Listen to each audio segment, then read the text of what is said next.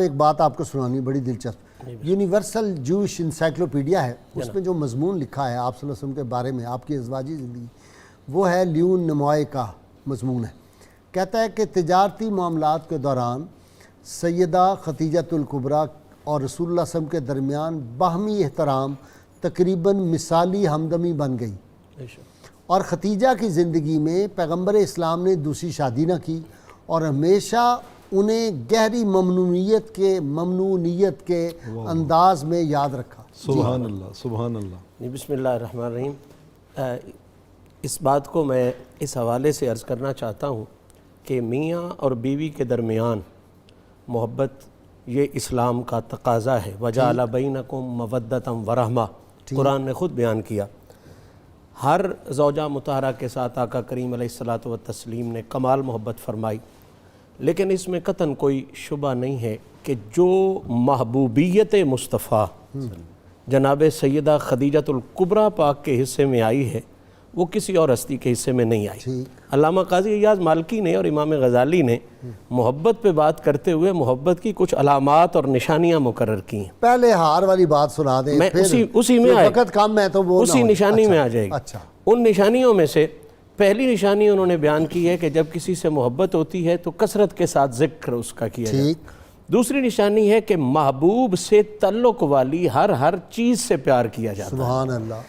اب سیدہ کائنات کی والدہ ماجدہ سیدہ خدیجۃ الکبریٰ کے ساتھ آقا کریم صلی اللہ علیہ وسلم کا جو تعلق ہے نا، اس کو اگر ان معیاروں پہ دیکھا جائے تو اپنی مثال آپ نظر آتی۔ متفقن علیہ حدیث موجود ہے، سیدہ عائشہ صدیقہ فرماتی ہیں کہ میں نے دیکھا کہ آقا کریم علیہ الصلاۃ والتسلیم بڑی کثرت سے سیدہ خدیجۃ الکبریٰ کا ذکر کرتے ہیں۔ اور دوسری بات فرماتی ہیں کہ جو محبت کا دوسرا معیار لکھا گیا ہے کہ حضور سے یعنی محبوب کی منسوب ہر چیز سے پیار کرنا، تو نبی پاک صلی اللہ علیہ وسلم سیدہ خدیجۃ الکبریٰ سے جو چیز بھی منسوب ہوتی تھی اس سے بے حد پیار کرتے تھے۔ پہلے بات ہوئی آپ کی بہن والی، جناب حالہ والی، حضور کھڑے ہو گئے، ایک دن ایک سہیلی آئی، آقا کریم علیہ الصلاۃ والتسلیم نے اسے اپنی جگہ پہ بٹھایا۔ واہ! سرکار سیدہ عائشہ صدیقہ نے فرمایا، عرض کی یا رسول اللہ، اس بی بی کا کیا اعزاز تھا؟ یقیناً حضور کے ہر کام میں حکمت ہوتی تھی اور ان کا مطلب پوچھنے کا حکمت ہی ہوتا تھا۔ تو آپ نے فرمایا اس کا اعزاز یہ تھا کہ یہ خدیجہ کی سہیلی تھی۔ اسی طرح جناب سیدہ زینب کا وہ جو ہار جس کی طرف آپ اشارہ کر رہے ہیں، غزوہ بدر میں وہ ہار جو ہے وہ فدیے کے طور پر آیا، چھڑوانے کے لیے آیا آپ کے شوہر کو۔ تو آقا کریم بعد میں وہ اسلام لے آئے تھے۔ جی بالکل۔ آقا کریم علیہ الصلوۃ والتسلیم نے جب وہ ہار دیکھا تو حضور پر ایک خاص کیفیت محبت کی اور وہ سیدہ خدیجۃ الکبریٰ کی یاد والی وہ طاری ہو گئی، اور آقا کریم علیہ الصلوۃ والتسلیم نے اس ہار کو دیکھ کے سارے صحابہ جو موجود تھے اس جہاد میں، انہوں نے کہا کہ اگر تم یہ مناسب سمجھو تو یہ ہار واپس کر دیا جائے، اور وہ جس مقصد کے لیے یہ ہار آیا ہے وہ مقصد بھی پورا کر دیا جائے۔ یہ ماں کا ہار، اس ماں کا ہار، کیونکہ یہ ہار جو ہے یہ مجھے خدیجۃ الکبریٰ کی یاد دلا رہا ہے۔ یہ خدیجۃ الکبریٰ نے اپنی بیٹی کو یہ ہار دیا تھا، اور پھر صحابہ تو پہلے ہی سر تسلیم خم ہے جو مزاج یار میں آئے تھے، انہوں نے تو کہا یا رسول اللہ اس سے بڑا ہمارے لیے اعزاز کیا ہے کہ اس معاملے میں ہمیں آپ کی خوشنودی نصیب ہو جائے، آپ ہار بھی واپس کریں اور جس مقصد کے لیے یہ ہار دیا گیا ہے وہ مقصد بھی پورا کریں، آزادی ہو جائے۔ وہ جو کہا تھا نا احمد نجی قاسمی نے، اس قدر کون محبت کا صلہ دیتا ہے، اس کا بندہ ہوں جو بندے کو خدا دیتا ہے۔ دیکھیں مطعم بن عدی، جس نے آپ صلی اللہ علیہ وسلم جب مکہ میں تشریف لائے طائف والے واقعہ سے واپسی پہ، تو اس نے اپنے 6 بیٹوں کو کہا اپنے اسلحہ سجا لو سینوں پہ اور جاؤ، اور محمد صلی اللہ علیہ وسلم کی ناموس کی بھی حفاظت کرنی ہے اور ان کی ذات کی بھی حفاظت کرنی۔ تو آپ صلی اللہ علیہ وسلم جب بدر کے آئے نا قیدی، تو آپ نے فرمایا آج اگر مطعم بن عدی زندہ ہوتا اور وہ سفارش کرتا تو میں سب کو چھوڑ دیتا۔ یہ انہی کے بیٹے تھے، پھر عدی بن مطعم جو تھے صحابی رسول بنے۔ یعنی حضور صلی اللہ علیہ وسلم کسی کا احسان نہیں رکھتے، قطعاً نہیں۔ اور وہ کیا ہے، عبداللہ بن ابی کا نہیں رکھا ایک کرتے کے بدلے۔ سیدہ کے ساتھ یہ جو رشتہ محبت و محبوبیت ہے نا جی، یہ اپنی مثال آپ ہے، کوئی شک۔ اور سیدہ کے وصال کے وقت اس کا ایک اور خوبصورت منظر سامنے آتا ہے کہ سیدہ کا جب وصال قریب ہوا تو سیدہ نے آقا کریم کی خدمت میں عرض کی یا رسول اللہ میری ایک خواہش ہے وہ پوری فرمائیں۔ تو وہ خواہش کیا تھی بڑی عجیب ہے. سبحان آپ نے کہا عرض کی یا رسول اللہ میری خواہش یہ ہے کہ میری زندگی کے چند لمحات باقی رہ گئے ہیں, یہ لمحات میں آپ کو دیکھتے ہوئے گزاروں. ہائے ہائے آپ میرے سامنے تشریف فرما ہوں.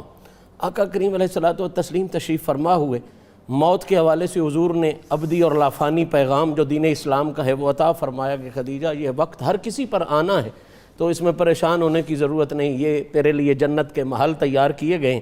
تو اب سیدہ خدیجۃ الکبریٰ کی محبت اور محبوبیت کا جو فکر ہے وہ بڑا قابل غور ہے.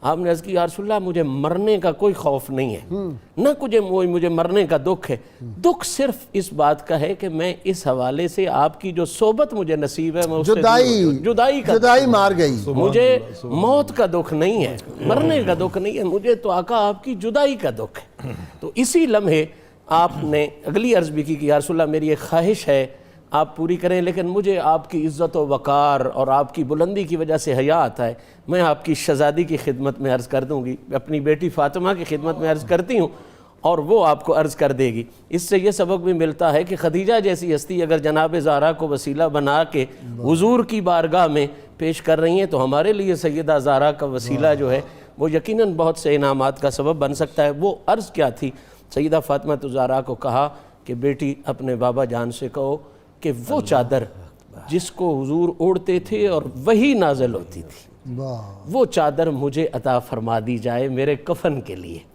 تو سیدہ پاک آقا پاک کی خدمت میں حاضر ہوئی, بابا صاحب امی جی کہتی ہیں مجھے وہ چادر عطا فرما دیں جس پر وہی نازل ہوتی تھی جب آپ اور آپ اپنے اوپر اوڑھا کرتے تھے.